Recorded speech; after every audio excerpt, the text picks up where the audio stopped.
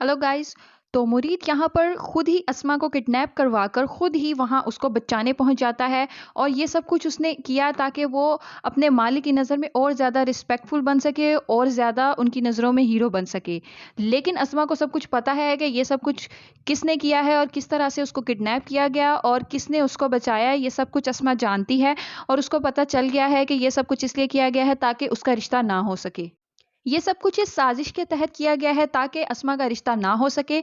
और इस तरह से मुरीद जो है वो अपने बाप का बदला लेगा, क्योंकि वो अब एक तरह से एतबार जीतना चाहता है अपने मालिक। जैसे ही अस्मा को पता चलता है कि मुरीद ने उसको किडनैप करवाया था तो वो बहुत ज़्यादा गुस्सा करती है मुरीद पर और उसको कहती है कि तुमने मुझे किडनैप क्यों करवाया, कि तुम ये सब कुछ क्यों कर रहे हो। तो मुरीद उसको बहुत ज़्यादा शोर में ऊंची आवाज़ में कहता है कि आप मुझे मत समझाइए कि मैं क्या कर रहा हूँ, मुझे बहुत अच्छे तरीके से पता है कि मैं क्या कुछ कर रहा हूँ और मैं किसके लिए कर रहा हूँ। और गाइस, जैसे कि आप जानते हैं, अस्मा की इमेज बहुत ज़्यादा बुरी बना दी गई है। वो बहुत ज़्यादा परेशान है क्योंकि उसके साथ जो कुछ हुआ हुआ है वो सोचती है कि बहुत ही बुरा हुआ है और मुरीद ने ऐसा क्यों किया।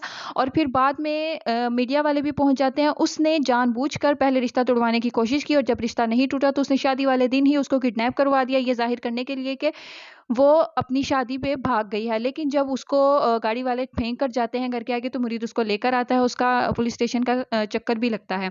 लेकिन जब मीडिया वाले पहुंचते हैं तो इस तरह से मुरीद सबका सामना करते हुए बहादुर बनता है और फिर से हीरो बन जाता है अपने मालिक के सामने। अब चूंकि मुरीद ने ये सब कुछ इसलिए किया था ताकि उसकी मालिक की बड़ी बेटी का रिश्ता ना हो, इसी तरह से छोटी बेटी के भी रिश्ते जो आ रहे थे वो अब नहीं आ रहे। अस्मा भी बहुत परेशान होती है, डिप्रेशन का शिकार हो जाती है। और लेकिन उसका जो मालिक होता है वो अभी भी बहुत ज़्यादा उदास हैं और बहुत ज़्यादा गमगीन है इस चीज़ को लेकर। और वो अपनी बेटी से अब नफरत करने लगे हैं। अस्मा बहुत ज़्यादा परेशान होती है इस चीज़ को सोच कर के वो अपने बाप की नज़रों में भी अब गिर चुकी है। लेकिन जहाँ पर छोटी बेटी का रिश्ता होने ही लगता है, जो कि मुरीद नहीं चाहता था, तो मुरीद यहाँ पर भी अपनी टांग अड़ाना नहीं भूलता। वो उसकी छोटी बेटी के फियोंसी को कॉल करके कह देता है, सब कुछ सारी हकीकत बता देता है कि वो मुझसे प्यार करती है और हम एक दूसरे से प्यार करते हैं और हम एक दूसरे से शादी करना चाहते हैं, जिसकी वजह से उसका फियोंसी भी उसको छोड़कर चला जाता है। अब उसका मालिक बहुत ज़्यादा परेशान हो जाता है क्योंकि वो अब उसकी दोनों बेटियों की शादी नहीं हो रही और मुरीद तो यही चाहता था। मुरीद बहुत ज़्यादा खुश है अब इन चीज़ों को लेकर, क्योंकि मुरीद यही चाहता था कि इनमें से वो जानता है कि इन इसकी दोनों बेटियां ही इसकी कमज़ोरी हैं। वो उन्हीं को इस्तेमाल कर कर बदला लेगा इस तरीके से कि अब उसका नया शिकार जो है, वो नई चाल जो है वो अस्मा है। वो अब अपनी नई चाल चलेगा, अस्मा को अपने जाल में फंसाएगा, अपने प्यार के जाल में फंसाएगा। लेकिन अस्मा बहुत समझदार है, अस्मा काफ़ी स्ट्रॉन्ग है और वो बिल्कुल भी मुरीद की बातों में नहीं आएगी। लेकिन उसकी छोटी बहन मुरीद की बातों में आ जाएगी, घर से भागने का फैसला कर लेगी। लेकिन जैसे ही वो घर से भागने का फैसला करेगी तो अस्मा को पता चल जाएगा और अस्मा उसको काफ़ी समझाएगी कि इसमें हमारे बाप की इज्जत चली जाएगी। और मुरीद यही तो चाहता है कि उसके बाप की इज्जत, इन दोनों के बाप की इज्जत चली जाए, क्योंकि वो इस वक्त बदला ले रहा है अपने बाप का।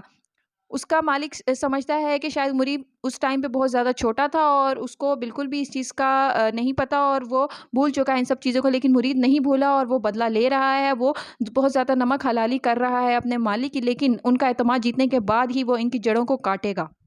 देखते ही देखते ये ड्रामा बहुत ज़्यादा दिलचस्प होने जा रहा है। तो देखते हैं कि किस तरह से मुरीद नमक हरामी करेगा अपने मालिक की। देखने के लिए इस चैनल को सब्सक्राइब कर दें और बेल आइकन भी प्रेस कर दें।